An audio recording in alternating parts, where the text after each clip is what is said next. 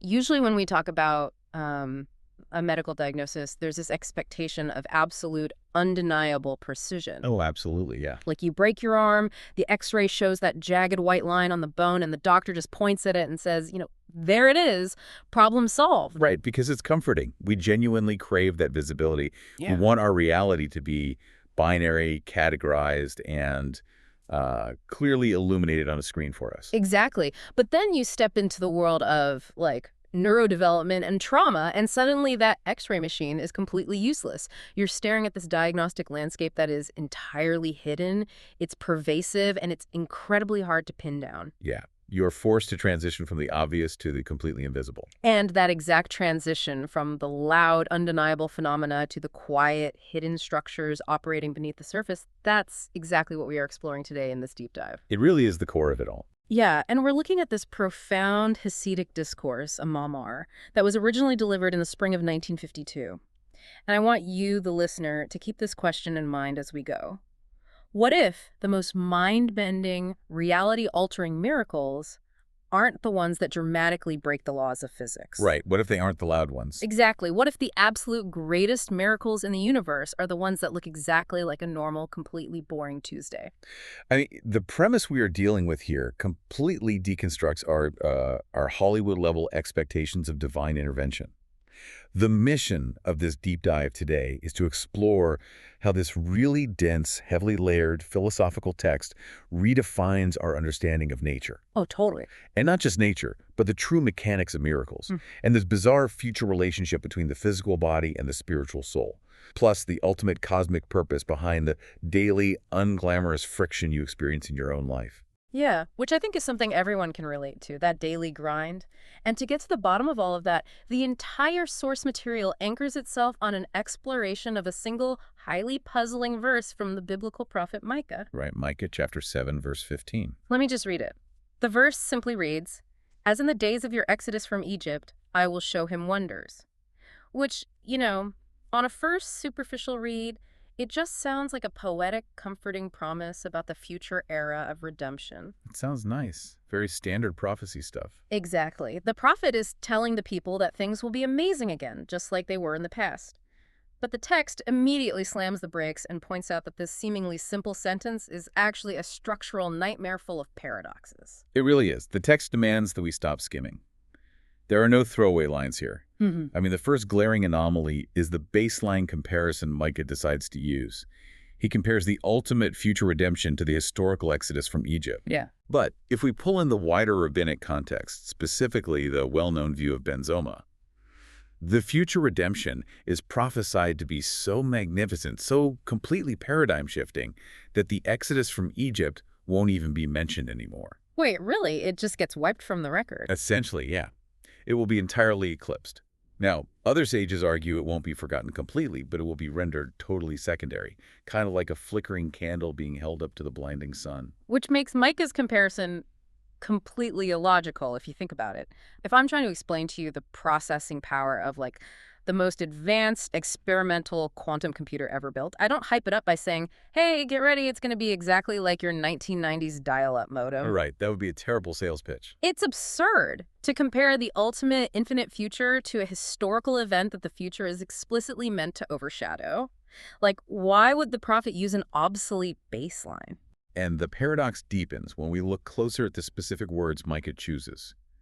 Because he doesn't just make a weak comparison, he makes grammatical choices that seem outright incorrect. Yeah, let's get into the grammar. So he says, as in the days of your exodus, using the plural word days. Right, and anyone vaguely familiar with the history knows the actual leaving of Egypt. The literal border crossing happened on a single day. Exactly. The Passover text itself relentlessly emphasizes this day or the day you left. I mean, you leave a country once. So why is the prophet suddenly injecting a plural timeline into a singular historical event? Well, in the methodology of these texts, a plural where a singular should be is never a typo. Oh, definitely not. It is a flashing neon sign pointing to a hidden mechanism. And the text points out an even more jarring shift happening in the very same sentence. The verse begins by addressing the reader directly in the second person, right? As in the days of your exodus. Right. But then, mid-sentence, it abruptly pivots to the third person. I will show him wonders. It creates this profound sense of disorientation. You're reading it, you feel like you are the recipient of the prophecy, and then suddenly the camera pans away and the promise is directed at some unnamed, mysterious third party. I will show him. Like, who is him? Why alienate the reader halfway through the sentence? We are definitely going to solve the riddle of the plural days and the mysterious him before we finish our discussion today. Good, because I'm hooked. The text asks us to hold on to those anomalies as the ultimate keys to this whole philosophy. But before resolving them, the discourse zeroes in on the central action verb of the verse, which is, I will show wonders. I will show wonders. Okay. In Hebrew, arinunaflaus. The text makes a staggering claim here. It argues that the primary greatness of the future era isn't that unprecedented wonders are going to occur. The defining innovation of the future is specifically that God will reveal or show them. Okay, I have to pause here because this feels like a contradiction in terms. I mean, if an impossible physics-defying miracle happens, isn't it intrinsically obvious? You would think so. Right. If the Red Sea violently splits in half, leaving walls of water on either side, you don't need a tap on the shoulder and a whisper saying, hey, notice the miracle. A miracle, by its very definition, forces you to look at it. It is an undeniable rupture in reality. So why would a true wonder need to be shown to us? And the assumption you are making right there, that a miracle is defined by its shock value, by its undeniable rupture of reality, is exactly the assumption the text wants to dismantle. Oh, interesting. The discourse uses this question to introduce a completely different categorization of divine intervention. What you just described, the obvious, blockbuster, water turning into blood type of event, the text considers that to be the most elementary, basic tier of miracle. Wait, splitting the sea is the elementary tier. That feels like the ultimate display of absolute power. It is a display of power, certainly, but the text categorizes it as above nature. To make an above-nature miracle happen, the divine power has to step in and forcefully break or override the laws of the universe. The natural order is temporarily suspended or pushed aside or shattered simply because it cannot contain the event. Okay, so it's like a computer program crashing. The user enters a brute force override code, the normal operating rules of the software stop applying, and the screen just goes blue. The system couldn't handle the command, so it broke. That is the perfect way to visualize it. The natural world simply cannot handle the sheer, unadulterated influx of divine power, so it shatters. Water stops behaving like water and becomes a solid wall. Right? But then the text outlines the second category, which it calls clothed in nature. These are miracles where the laws of nature remain perfectly intact. The physical world doesn't suffer a single scratch. Physics doesn't glitch. Wow. And yet, a miraculous, statistically impossible outcome is achieved through entirely natural-seeming events. The discourse points to the historical narratives of Purim or Chanukah as classic examples. Okay, yeah. In those eras, there were no obvious suspensions of reality. There were just incredibly complex political maneuvers, military victories, and bizarre coincidences that, when viewed from a distance, flawlessly aligned to create an impossible salvation. So if the above nature miracle is like a brute force override code that crashes the system, the clothed in nature miracle is a master hacker. Oh, I like that. Yeah, the hacker uses the system's own existing architecture, abides by all the internal coding rules, sets off zero alarms, and still executes a flawless, completely unauthorized operation. The master hacker analogy is brilliant because it highlights the necessity of higher intelligence and control. And this leads directly to the hidden third tier, which the discourse presents as a subcategory of the clothed in nature miracles. There's a third tier. Yeah.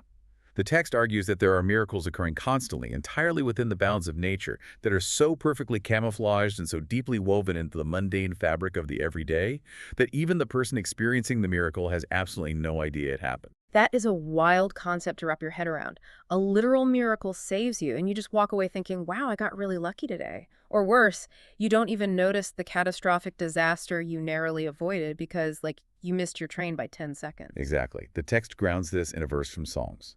To him who alone does great wonders. Huh. The rabbinic commentary on this verse is profound. It interprets alone to mean that God alone knows the miracle took place. Oh, wow. The recipient is completely oblivious. The camouflage is so absolute, the integration into physics so seamless, that human perception cannot detect the intervention at all. Let me try to visualize this difference in mastery. Imagine two movie directors. The first director creates above-nature miracles. They rely entirely on flashy billion-dollar CGI. You sit in the theater, you see a spaceship explode, and you know instantly, okay, that's special effects. That breaks reality. It's loud, it's obvious, it's shocking. Right. But the second director creates clothed-in-nature miracles. They shoot a perfectly plotted mystery film. There is zero CGI. There are no special effects. Just actors walking into rooms, drinking coffee, saying seemingly random lines of dialogue.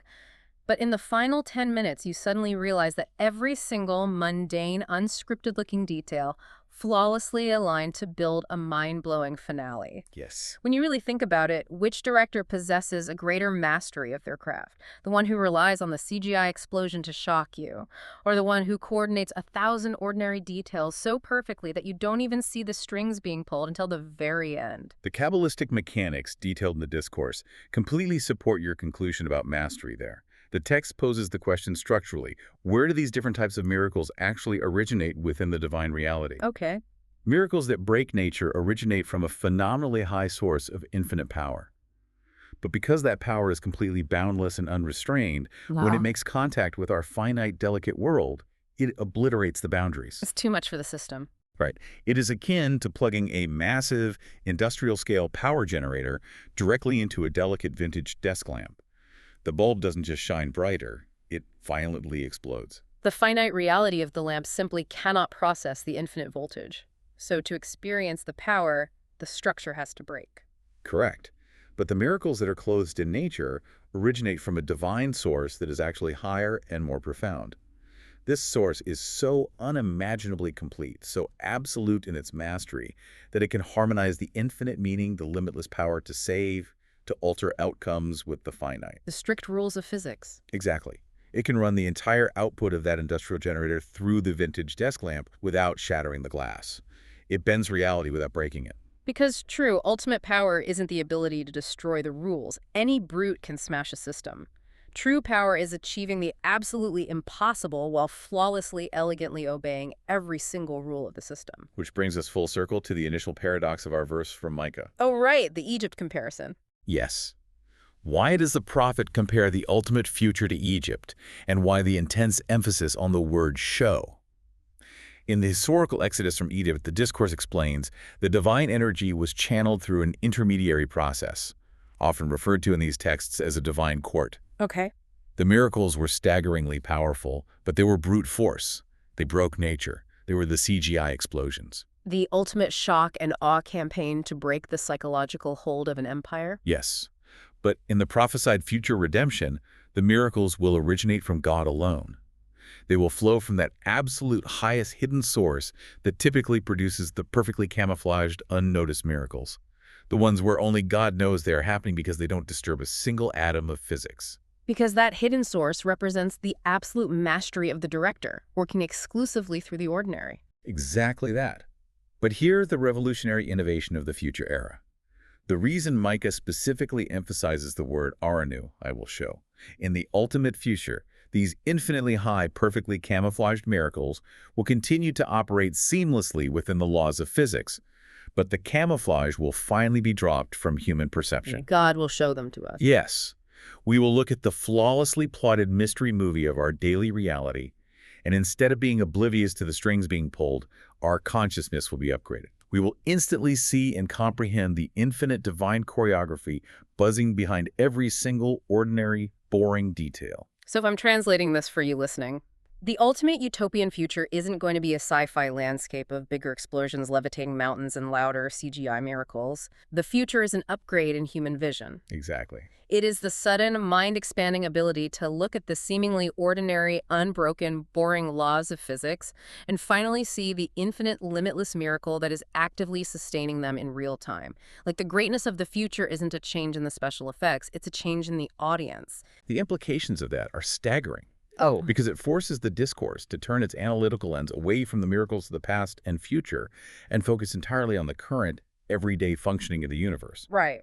If the absolute highest form of divine intervention is hidden inside the flawless operation of nature, what does that fundamentally say about nature itself? Well, this is where the text crosses the line from theology into a very profound philosophy of science. because it argues that nature itself, the baseline reality we take for granted, is the ultimate miracle. Yes. The text makes a specific, almost poetic observation about astrophysics. It points to the stars and the constellations, and it notes that they have been running perfectly, following their exact mathematically precise orbits without a single moment of pause for roughly 6,000 years of recorded human history. When we stop and truly consider the logic of that constancy, it forces a massive philosophical reckoning. Because when human beings witness a break in nature, the CGI miracle, the sea splitting our brains immediately recognize infinite power. We deduce, okay, something massive from outside the system just intervened. Right. But the discourse argues that our instinct is completely backward. The absolute unyielding consistency of nature is the true, undeniable proof of an infinite, limitless power source. When you think about the thermodynamics of it, it makes perfect sense. Everything finite runs out of energy. A lithium battery dies. A finely tuned engine eventually breaks down. A human body gets exhausted. Exactly. But gravity never needs to take a weekend off. The planetary orbits don't need to stop, enter a sleep mode, and recharge. Biological species reproduce continually across countless millennia without their core biological drive mysteriously running out of juice. The text points out that this relentless, unchanging, perpetual constancy simply cannot be powered by a finite battery. If the universe were running on a finite tank of conceptual gas, we would expect to see a degradation or a slowing down of the fundamental laws of physics over thousands of years. The fact that nature is perpetually sustained at every given millisecond proves mathematically that the battery powering the ordinary world is infinite. Okay, I follow the logic, but how does that actually work mechanically? Because we just established the desk lamp analogy. We agreed that an infinite power cannot fit inside a finite, rigidly structured universe without blowing it up. So how is the infinite battery of gravity and starlight powering the fragile bulb of physical reality without shattering it? That is the big question. To explain the why and the how behind this, the discourse plunges into a very deep Kabbalistic framework. We have to examine the mechanics of divine light, specifically focusing on the relationship between two foundational concepts known as the Sovev and the Kefwarv. Let's lay this out carefully, because these are heavy metaphysical terms, but they really are the engine of this entire philosophy. Absolutely. We have to start before the beginning. According to this framework, before the physical universe or any conceptual universe existed, there was only the infinite, omnipresent divine light. It filled everything. There was no space for anything else to exist. Okay. To make room for a finite bounded world, a world with specific rules and the illusion of independent existence there may be a contraction, a deliberate withdrawal. In Kabbalah, this is called the tzimtzum. It's Imsum, right. The infinite light conceptualized a void, a microscopic space where its absolute presence was concealed, allowing a fragile, finite reality to take shape without being immediately obliterated by infinite brightness. The analogy often used here is a brilliant professor trying to teach a complex theory to a kindergartner. Oh, that's a good one. Yeah, if the professor speaks with all their infinite knowledge, the child is just overwhelmed and learns nothing. The professor has to contract their intellect, hide their genius, and speak in incredibly finite, simple terms to allow the child's understanding to exist. Basically, God had to hold his breath, metaphorically, to make room for us. That is a very apt analogy. Now, the critical question is what happens to that original, boundless, infinite light that was contracted? It doesn't cease to exist. It remains. But it is now conceptualized as surrounding or encompassing the newly created finite void. Okay, so it's outside. Yes. This surrounding energy is the Soev, the surrounding light. Because the Soev belongs entirely to the realm before the contraction, it fundamentally does not fit into the finite rules of the universe. It is completely unbound. So when the Sov of Light wants to make a cameo appearance inside our world, it shatters the rules. The flashy, rule-breaking miracles we discussed earlier, the splitting of the sea, the turning of water to blood, these are momentary flashes of the Sovev light penetrating the finite space. Because the Sovev cannot be contained by finite structures, it temporarily destroys those structures to manifest. It is the infinite imposing itself violently upon the finite. Okay, that perfectly explains the mechanics of the CGI miracles. But what about the infinite battery powering the everyday? What keeps the stars moving and the planets spinning if the Soev is locked outside the system? The everyday constancy is powered by a completely different mechanism called the Kav, the line, or ray of light. After the initial contraction, a very measured, specific, thread-like ray of divine energy was extended into the void to gently animate and sustain the finite world from within. Like a laser beam of energy. Right. But here is the profound secret the discourse reveals. This kav, this line, does not originate from a lesser source. It is rooted in a deeply hidden, highly paradoxical place within the divine called Tiferes Hanelim, which translates to the hidden beauty. Okay, so what makes this specific hidden beauty the key to the whole system? Its defining characteristic is its capacity for ultimate synthesis. Tiferes Hanelim successfully merges the infinite and the finite into a single reality. It is a source of power that contains the absolute limitlessness of the infinite divine, but it simultaneously possesses the capacity to channel that limitless energy precisely through strict finite boundaries without destroying them. So the Kav is the ultimate master hacker we talked about. It is infinite, unrestrained power flowing flawlessly through the rigid code of nature, animating it without triggering a system crash. The kav is the engine of constancy. It is the infinite hiding in plain sight, masquerading as the laws of physics, gravity, and biology. Think about the implications of this for your own life. We usually walk around completely numb and bored by the sunrise. You wake up, the sun is there, gravity is keeping your coffee in your mug, and you are just waiting for a miracle like a lucky break, an unexpected check in the mail, a sudden healing to save you. We all do that. Right. We want proof that there is a higher meaning to the grind. But this 1952 discourse is arguing that the boring, predictable sunrise is actually drawing from a deeper, more profound cosmic power than the Red Sea splitting. The Red Sea splitting was just a temporary brute force flash of the Soev breaking the rules. But the sunrise is the Kav. Exactly. It is the hidden beauty demonstrating unimaginable infinite power, but keeping the rules running flawlessly for 6 millennia without a single skipped beat. It demands a complete reframing of how we view the mundane world. The ordinary is not the absence of the miraculous. It is the highest, most potent concentration of it. It is an incredibly beautiful thought. But what makes this discourse a masterpiece is that it doesn't leave these ideas hovering in the realm of astrophysics and cosmic mechanics. It takes this massive structural framework and brings it crashing down into the microscopic reality of human psychology. Because the text operates on a core Kabbalistic principle that the macrocosm always reflects the microcosm. If the physical universe operates on these two distinct modes, breaking nature violently versus working flawlessly within it, then human psychology must contain parallel modes in how we relate to the world and how we surrender to a higher purpose. So if there are 2 types of miracles in the universe, there must be 2 types of spiritual states or states of consciousness within a human being. The discourse refers to these states as 2 types of nullification, or bitul. It's fundamentally about how a person surrenders their ego to something infinitely greater than themselves. The first state of mind it introduces is called Yuchuda Ilaha, which translates to the higher unity. To understand Yechuda Ilah, we have to describe what it looks like experientially. This is a profound, elevated, deeply intellectual and emotional state. Imagine a person who spends hours meditating deeply on the vastness of the universe, the complex mechanics of creation we just discussed, and the infinite nature of the divine. Right. They contemplate the cosmos, they grasp the concept of the Soev, and they reach a state of absolute breathless awe. In that specific moment of profound intellectual understanding, their ego completely dissolves.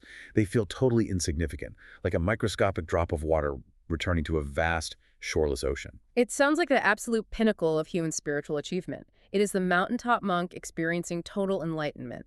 The self vanishes into the infinite light. It is an incredibly high state. Right. But then the discourse presents the second state of mind, which is called Kabbalat Old, accepting the yoke. Yeah. And this state is, well, considerably less glamorous. In fact, it lacks any glamour whatsoever. It is the stark opposite of glamorous. Kabbalat ol is raw, uninspired, grinding obedience. In this state, you don't feel enlightened. You aren't meditating on a mountaintop surrounded by clouds. You are just exhausted. Yeah. Your alarm goes off at 6 a.m. on a Tuesday. Your natural biological instinct is to hit snooze, roll over, and be entirely selfish.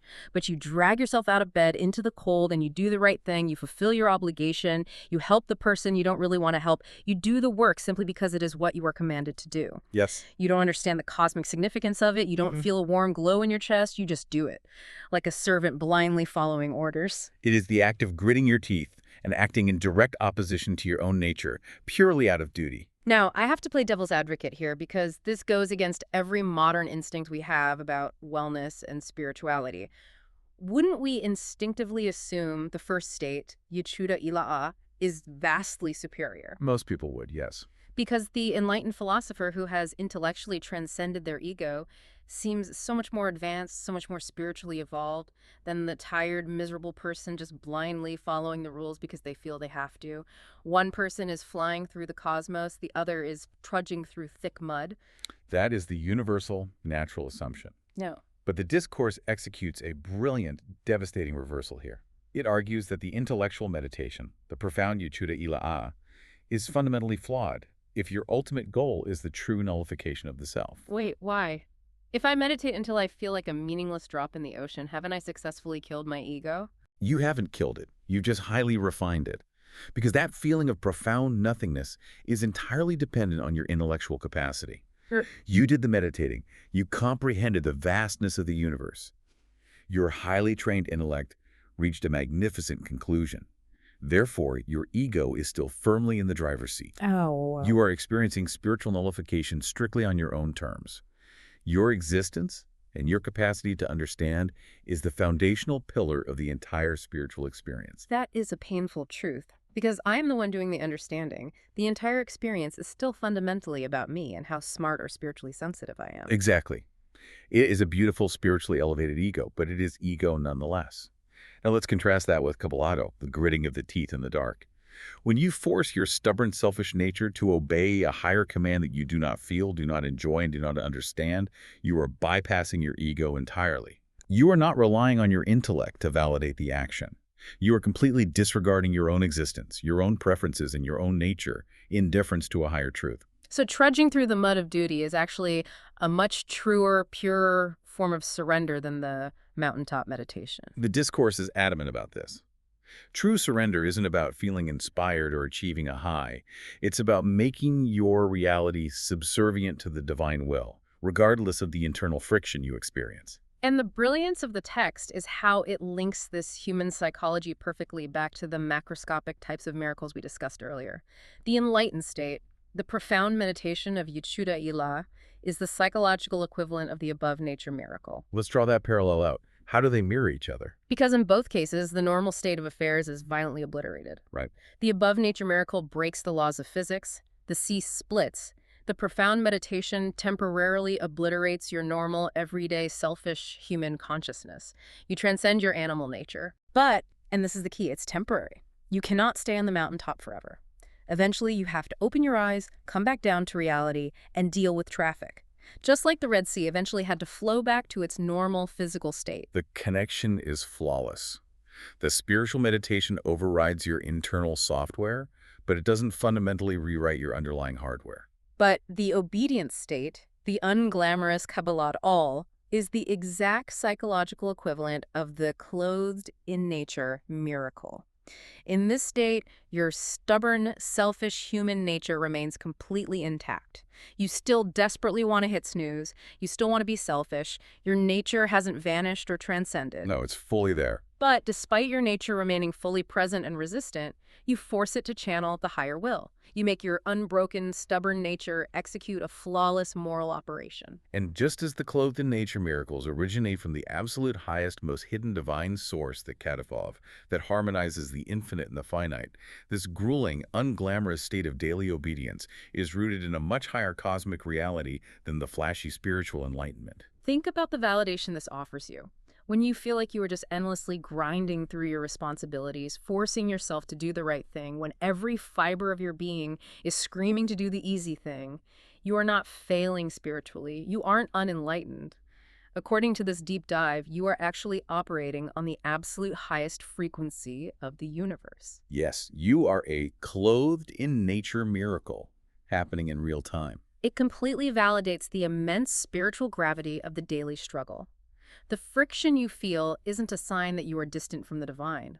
That friction is the exact point of contact. Which naturally drives the discourse to an even more radical, controversial idea. If we have established that the unglamorous, stubborn physical nature, when it is forced to submit through Kabbalat all, is actually tapping into the highest divine truth, the text takes this concept and applies it to the ultimate metaphysical relationship between the human body and the human soul. Okay, brace yourselves for this one. It predicts a wild, almost incomprehensible role reversal in the ultimate future era. To fully grasp the magnitude of this reversal, we have to establish how Kabbalistic thought views the body and soul right now in our current reality. Let's set the baseline. Currently, the physical body is kept alive both biologically and spiritually by the soul. The soul is the divine engine. The body is merely the inert vehicle. The soul provides the life force, the consciousness, the intellect, and any connection to higher meaning. The physical body, left to its own devices, is just matter. It is hungry, it is tired, it is biologically driven to seek comfort and survival. The body is the stubborn animal, and the soul is the frustrated rider trying to keep it on the path. That is the dynamic. But the discourse introduces a mind-bending prophecy. In the ultimate perfected future, this dynamic will flip completely upside down. The soul will no longer sustain the body. Instead, the spiritual soul will be nourished, sustained, and elevated by the physical body. Wait, I have to stop you there. Because if the soul is a literal spark of the divine, an entity made of pure spiritual light, how can a chunk of meat, bone, and biology ever surpass it in spiritual value? Like, how does pure spirit get spiritual nourishment from flesh? It sounds like a complete paradox. It sounds like a paradox until we apply the rigorous logic of surrender we've been building this entire time. Let's analyze the inherent nature of the soul. The soul is inherently, natively spiritual. Its connection to the divine is its baseline setting. It is effortless. It's just doing what it's made to do. Exactly. It is like the intellectual meditation we discussed. It comprehends the infinite easily because it is quite literally a piece of the infinite. But because its spirituality is its natural default state, its submission to the divine is somewhat unimpressive. It doesn't have to fight its own nature to be spiritual. It's essentially preaching to the choir. The soul doing spiritual things is just the soul being exactly what it was made to be. There's no friction, and therefore, no true achievement. Precisely. But the physical body. The body is dense, it is gross, it is overwhelmingly stubborn, and it is profoundly finite and ego-driven. It is arguably the hardest, most resistant material in the created universe. Therefore, when the physical body is slowly trained over decades of that unglamorous Kabbalat ol obedience to submit to a higher purpose. That submission is infinitely more pure. Yes, more pure, more powerful, and more absolute than the soul's natural, easy spirituality. Because the body has to overcome an infinite distance to get to that point of surrender. The soul starts at the finish line. The body starts in the mud. So when the body finally bows to the divine will, it is the ultimate clothed in nature miracle. It is the hardest, most rigid material in the universe, yielding entirely to the infinite without breaking its physical form. The text explains that in the future era, the true hidden value of the physical world will finally be unmasked. The camouflage of the X-ray will be removed. The physical body will achieve a state of nullification that contains two distinct perfections that the pure soul simply cannot achieve on its own. What exactly are those two perfections? First, the body's nullification will be absolute. It won't leave any subtle trace of spiritual ego intact because the body's surrender is not based on its own intellectual understanding. It's based on raw, brutal obedience to the divine command. Right. And second, because it is raw obedience, it is driven entirely by the objective divine truth itself, not by the subjective perception of the human mind. The physical body, through its struggle, becomes a perfect, transparent vessel for the highest infinite light. So in the future era, the soul will look at the body and realize that the body, through all its mundane suffering and forced obedience, has actually tapped into a much deeper, more fundamental reality than the soul ever could on its own. Exactly. The soul will literally feed off the immense, blinding spiritual power generated by the body's perfected, hard-won surrender. The vehicle becomes the infinite power source. It is the ultimate vindication of physical existence. The discourse is telling us that the physical world isn't a trap to be escaped or a necessary evil to endure until we get to heaven. The physical world is the ultimate destination. It is the only material capable of holding the absolute highest divine revelation. Which is an incredibly uplifting, majestic thought for the future, but it doesn't change the agonizing fact that right now the physical world is really, really hard. Yeah, it doesn't make the alarm clock any less annoying. Right. It brings us to the inevitable question that anyone listening is probably shouting at their device right now. If the future is so perfect and the physical body is so inherently valuable, why are we stuck in what the texts call the exile? Why is there so much suffering, so much hiddenness, so much unbearable friction? Why are we living in what the sources refer to as the footsteps of Moshiach, the final, darkest, most confusing era before redemption? The discourse addresses this existential crisis head-on, and it uses everything we've built so far to explain the absolute necessity of the current darkness. It argues that the spectacular future revelations we just theorized about the body sustaining the soul, the infinite light becoming perfectly visible within the laws of nature, those things do not just happen automatically as the clock ticks. Right, it's not a waiting game. No.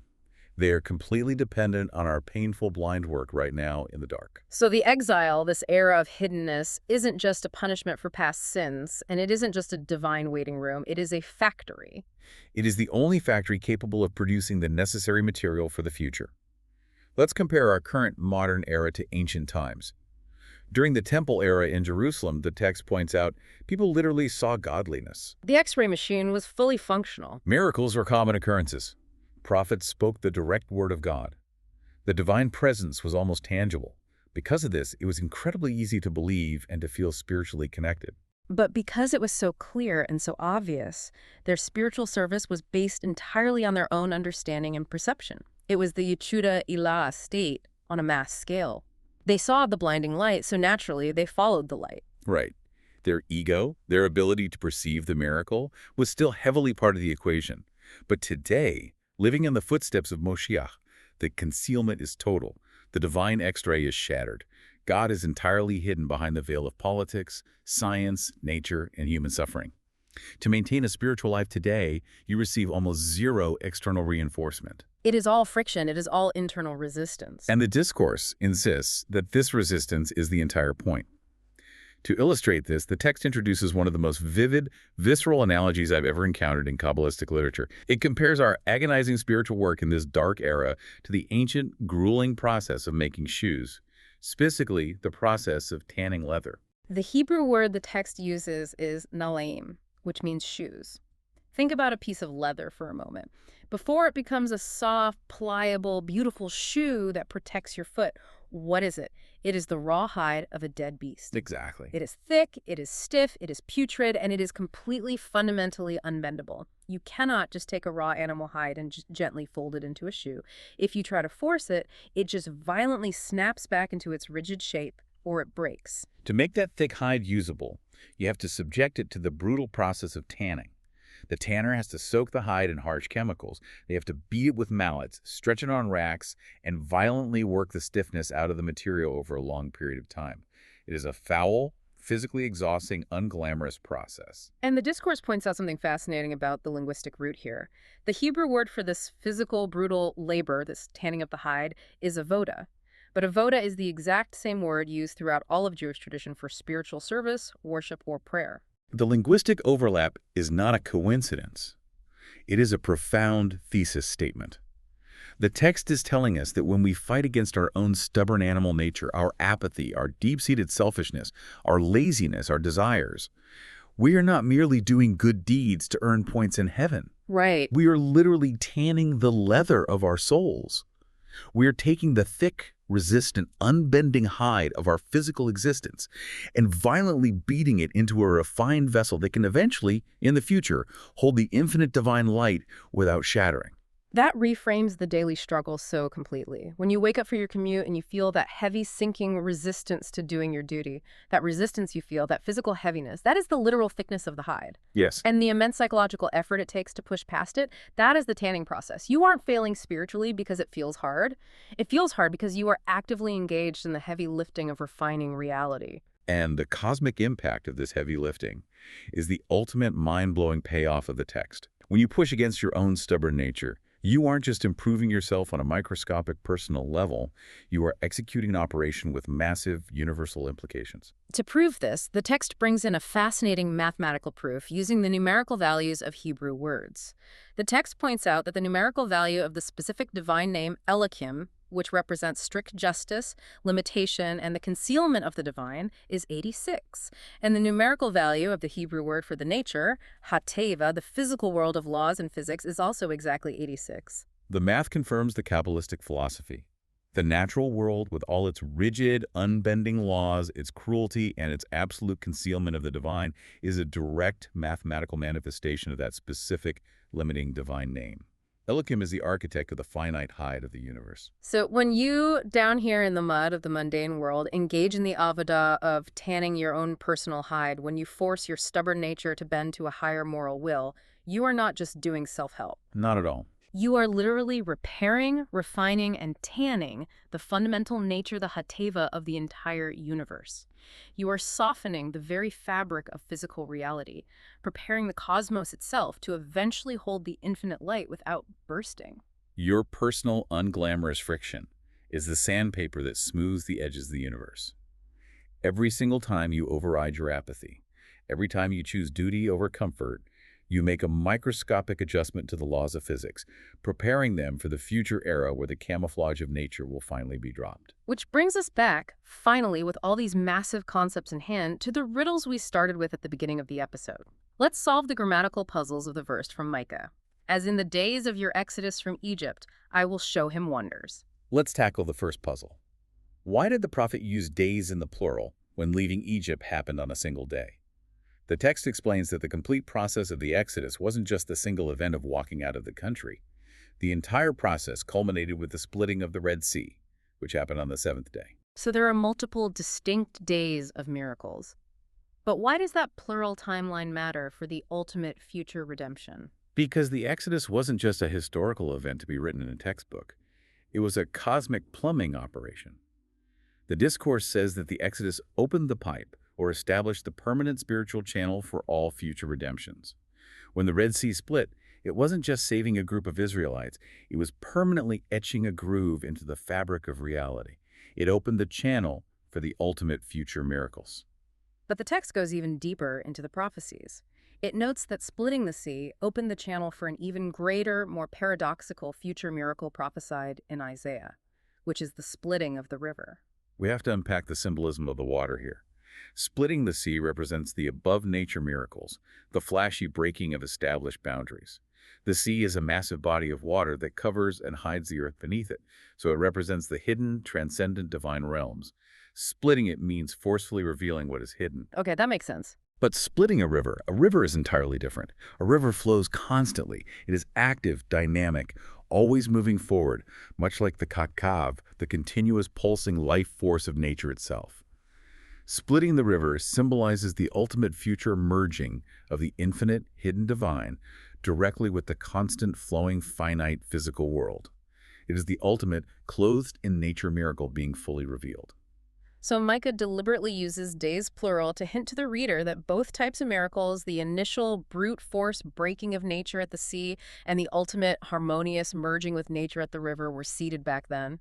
The blueprint for both the CGI explosion and the flawlessly plotted mystery was drawn during those original days. Exactly. And now we have to solve the final, most jarring puzzle, the sudden shift in perspective mid-sentence. I will show him. Who is him? Right. The text pulls from the Zohar to answer this decisively. It states that him specifically refers to Moses. Which perfectly aligns with the logic of the cosmic plumbing operation we just described. If Moses was the architect who led the Exodus, if he was the one who physically stood there and opened the pipe, drafting the blueprint for the ultimate future redemption, then it makes perfect symmetrical sense that the ultimate revelation in the future will be shown to him. He initiated the process, so he earns the right to see the culmination. But the text adds a fascinating, almost heartbreaking nuance about Moses' role right now while we are slogging through this dark era. Moses is famously described in the Torah as the humblest of all men on the face of the earth. But his humility wasn't low self-esteem. Right, it wasn't that he felt bad about himself. No. His humility was based on a profound, terrifyingly clear intellectual understanding of the infinite divine. He saw the greatness of the cosmos, and compared to that infinite reality, he genuinely felt like a speck of dust. He was the ultimate, unparalleled master of Yehuda Ilah, the intellectual nullification. He was the ultimate man on the ultimate mountaintop. But the discourse makes a stunning claim. It says that in the footsteps of Moshiach, in our current, dark, uninspired, confusing era, even Moses' incredible enlightened humility fell away, or was fundamentally eclipsed. Eclipsed by what? What could possibly outshine the humility of Moses? Eclipsed by us. Wow. Eclipsed by the sheer, unadulterated power of the simple, stubborn, gritting-your-teeth, self-sacrificing obedience of the everyday, ordinary people living in the dark. The Kabbalat Ol. The people exhausted from their commute, tanning the leather of their lives. The magnitude of that statement is staggering. The discourse is arguing that a normal person dragging themselves out of bed, fighting their own apathy to do a small act of kindness or fulfill a duty in a world that completely ignores it, generates a purer, more structurally powerful cosmic energy than the greatest prophet in history experiencing the highest cosmic revelation. Because Moses' humility, as great as it was still fundamentally based on his own immense capacity to understand. Our blind obedience in the dark is based purely on raw surrender. His was the pure soul meditating effortlessly. Ours is the stubborn, thick body violently submitting. And this isn't just a historical commentary on the figure of Moses versus the modern generation. The text implies a profound psychological truth for every single listener. Kabbalah teaches that we all have a literal Moses inside us. The inner Moses. It's that core capacity we all have for deep understanding, for spiritual sight, for those fleeting moments of profound awe and clarity when the chaos of the world suddenly makes perfect sense.